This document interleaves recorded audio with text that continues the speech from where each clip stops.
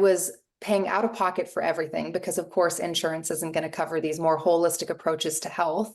But I was in the mild hyperbaric oxygen chamber multiple times a week, which, is a 90-minute session. So to have a husband who's gone all the time and 2 kids that are involved in everything was really hard to find time for that. But again, I had to step away from my career to make time for healing.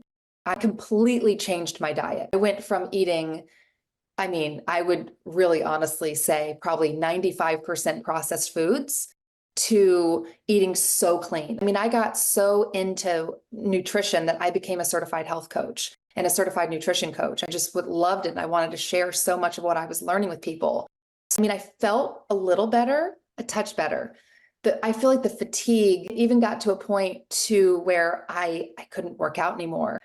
So I was like, something is failing me in my body. To get back to that question, I found out that I had no ferritin. And I thought initially a couple years ago, well, of course, maybe that's why I don't have any energy.